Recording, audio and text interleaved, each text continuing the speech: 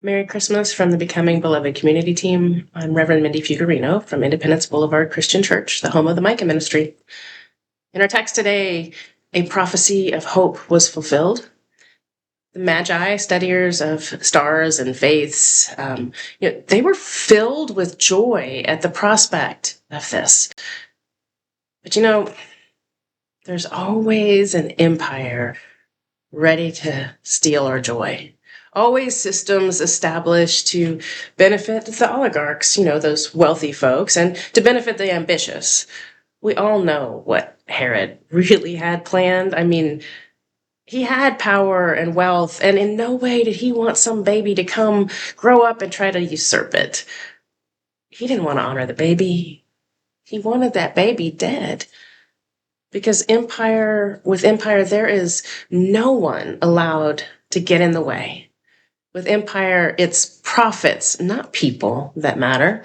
And if empire can get us to believe that anyone who questions their authority is somehow an enemy of the people, well, then they can rally a lot more troops. And you can bet that's what he was doing. That's what he was telling his own troops when he would later order them to kill a baby. Those who are most vulnerable, like babies, elderly, those experiencing homelessness or illness, debt, hunger, they were the ones who would suffer most for empire's paranoia and indulgences. It was a really sick and twisty kind of world they lived in back then. And so do we.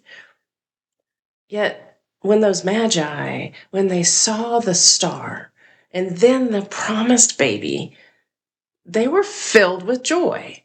They were celebrating that this God who actually champions the poor will make good on God's promises.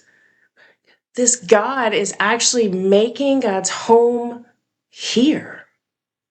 And the Magi, they weren't called wise men for nothing. They knew from God in a dream and maybe wisdom nudging them or having eyes to see and ears to hear that, something wasn't just right about Herod.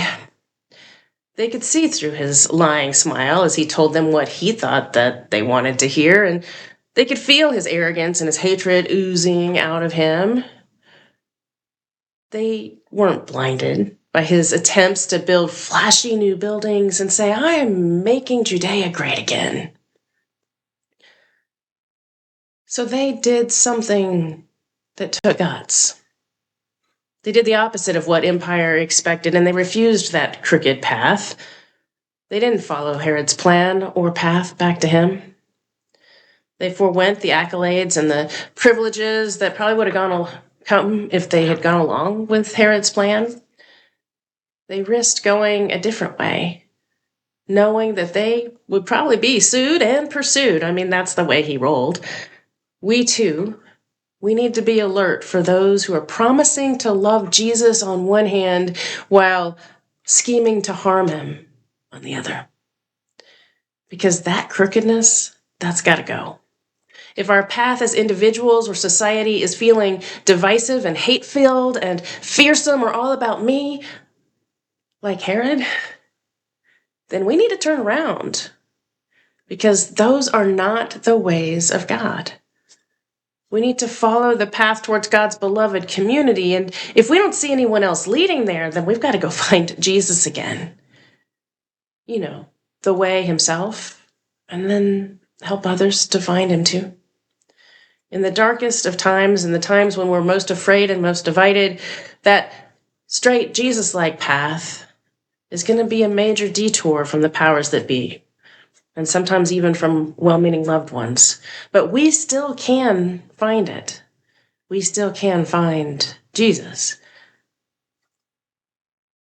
We'll know, just like the wise men knew, if we can remember the promise that Jesus came to fulfill.